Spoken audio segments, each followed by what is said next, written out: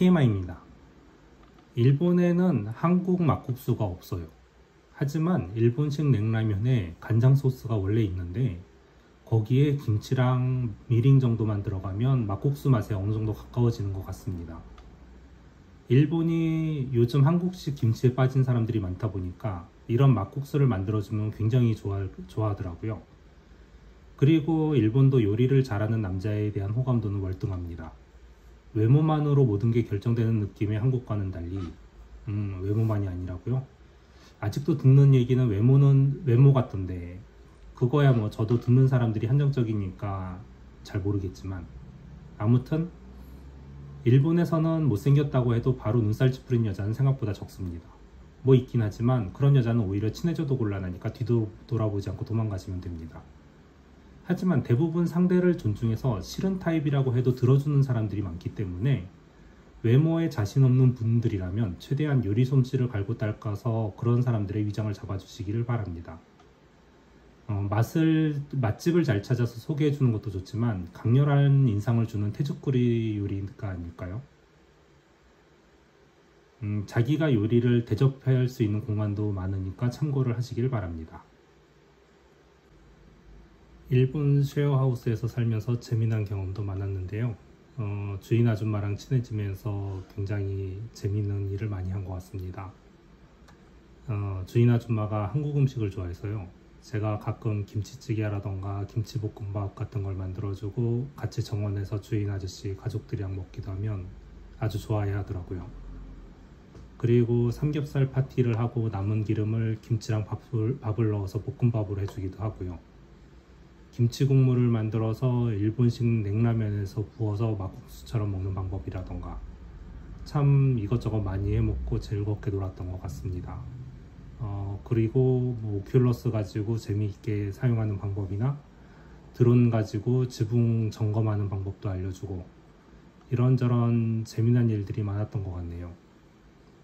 일본은 니치요 다이쿠라고 해서 쉬는 날 남자들이 목수일 같은 걸 하는 도구를 많이 파는데 아마도 사람 불러서 고치는 게 너무 비싸서 사사로운 수리나 정원 꾸미기 등등은 직접 할 수 있게 한 장르가 생겨버린 것 같습니다. 그 때문에 도쿄엔즈 같은 데만 가봐도 가죽, 나무, 돌, 금속 등등의 재료 및 도구가 여러 층에 걸쳐서 세분화되어 있습니다. 목공 경험이 전무한 사람들도 사게 만들 정도로 참 잘 돼 있더라고요. 이번에는 이 주인 아줌마의 이야기 때문에 이번 코너를 만들게 됐습니다. 예전에 한국인이 들어왔었는데 일본 쉐어하우스는 룰이 한국에 비해서 좀 빡빡하잖아요. 예를 들어서 냉장고에 자기의 이름을 꼭 써서 넣어라 라던가 11시 넘어서 술 마시고 큰 소리 내지 마라 라던가 밤에는 세탁기 돌리지 마라, 쓰레기는 맞춰서 버려라 등등등. 그런데 그때 왔던 한국인이 그 룰이 마음에 안 들었는지 주변 사람들을 선동해서 룰이 너무 심하니까 자기가 룰을 바꾸겠다고 나섰다네요. 주변을 선동해서 자기가 룰을 어기고 다녔는데 일본 사람들은 아무리 선동해도 남에게 피해를 주는 건 스스로 꺼려 하잖아요. 물론 안 그런 사람도 있겠지만 결국 그 한국인은 자기에게 동조한 사람이 없어서 나갔다고 합니다. 그 얘기를 들으니까 좀 와닿는 게 있었는데요. 한국에서도 참 많이 봤던 장면들이 있네요. 내가 내 돈 내고 이거 한다는데 하면서 적힌 룰은 다 무시하고 난리친 사람들 은근히 보이죠. 적힌 룰은 싹 무시하고 무단 장기 점거하는 텐트라던가 자기가 손님이라고 뭐든 요구하면 다 되는 줄 알고 안 되면 준장 나오라고 한다거나 뭐 그렇다고 해도 잘 지킨 사람이 더 많은 게 요즘 한국이긴 하지만 왜 그렇게 해외에서도 자기 집처럼 하려고 하는 한국인들이 있는 걸까요? 그 집의 룰이 마음에 안 들면 그냥 나가면 되지 왜 자기 룰에 맞는 집을 만들려고 하는 거죠? 예전에 친척이 일본에 놀러 온 적이 있었는데요. 조용한 황궁정원 내에서 큰 소리로 이야기를 한 적이 있었습니다. 제가 여긴 사람들이 다 조용하니까 조용히 해주세요 라고 얘기를 하니까 내가 내 마음대로 말도 못하냐 하면서 더 크게 한국말로 떠들더라고요. 고객사에 대학 졸업 후 첫 직장으로 들어간 사람이 있었는데 제 담당이 되어서 이것저것 이야기를 많이 해준 적이 있었습니다. 사람을 잘 따르고 싹싹한 것 같아서 좀 이뻐해 줬는데 살 곳을 찾길래 제가 사는 쉐어하우스에다가 방을 하나 잡아주었죠. 어느 날 그 친구 방에 들어갈 일이 있어서 들어간 순간 추워 죽는 줄 알았습니다. 온도가 17도로 설정되어 있어서 그 친구는 옷을 꽁꽁 입고 생활하고 있더라고요. 여름 정도로 좀 더웠던 기억이 났는데 이렇게까지 켜놓을 필요가 있냐고 하니까 자기 돈이 아닌데 무슨 상관이냐면서 남의 돈이니까 팍팍 써야 한다고 온도를 최저로 하고 생활하고 있더라고요. 참고로 쉐어하우스 전기세는 고정이 많습니다.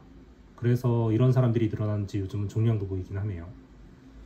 아무튼 이놈은 자기 게 아니니까 막 써도 된다면 우리 회사에 들어와도 그렇겠네? 라고 생각을 했었죠. 이 사람이 어느 날 제 회사에 넣어줄 수 없냐고 연락이 왔었습니다. 고객사한테 물어보니까 뭔가 문제를 일으켜서 잘린 것 같았습니다. 불쌍해서 일단 우리 회사에서 한번 받아줄까 하려고 얘기를 진행하고 있는 과정 중에 회사 사정상 그 친구를 받을 수 없는 상황이 되어서 안 되겠다 라고 얘기를 했어요. 그랬더니 갑자기 소송을 걸겠다고 난리를 치더라고요. 아무 계약도 없고 일을 시킨 적도 없고 출근도 한 적이 없는데 무슨 소송을 걸려고 하는 걸까 해서 그럼 소송 마음대로 진행해라 하고 무시를 했습니다. 그 뒤에 연락이 없었는데요. 그 뒤 1년 정도 후인가 지인에게서 메시지가 왔습니다. 조 누구누구씨 아시냐고요.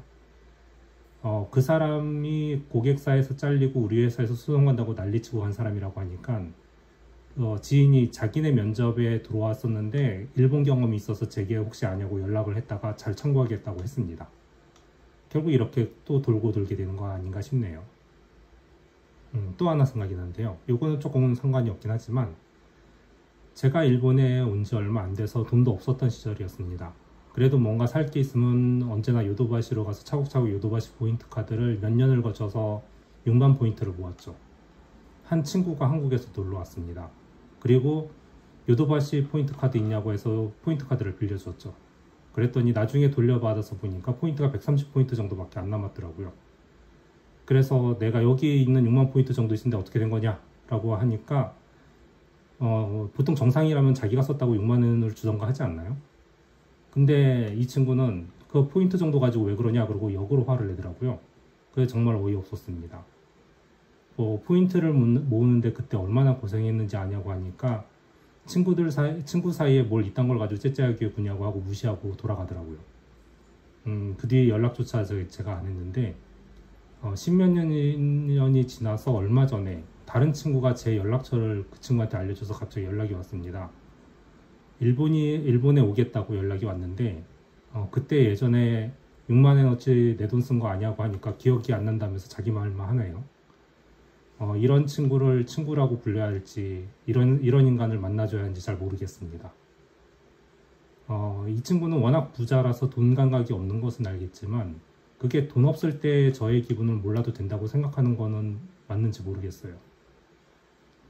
웃긴 건 이번에 자기는 오사카라고 할 거니까 저보고 오라고 하네요. 그래서 저는 일이 있어서 못 간다고 했죠. 여기서 왕복 오사카 신간센만 3만원 정도 들잖아요.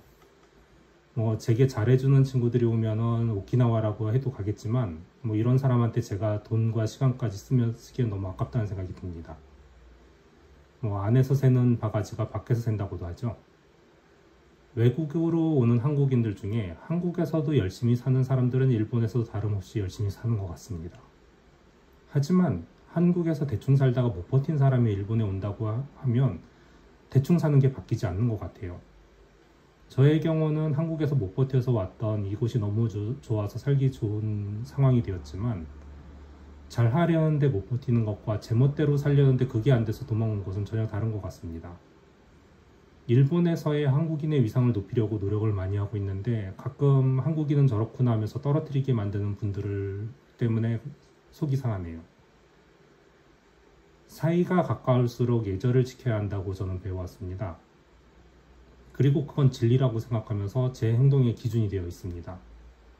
때문에 지금도 제 한국 친구들은 제 행동이 조금 불편하다고도 합니다. 한국 사람이든 일본 사람이든 저는 저보다 나이가 어려도 상대가 말을 놓아달라고 하기 전까지는 제가 말을 놓지 않다 보니까 일본 친구 중에서 20년 이상 차이 나는 제가 말을 놓지 않고 지금도 존댓말로 이야기를 하는 사람이 있습니다.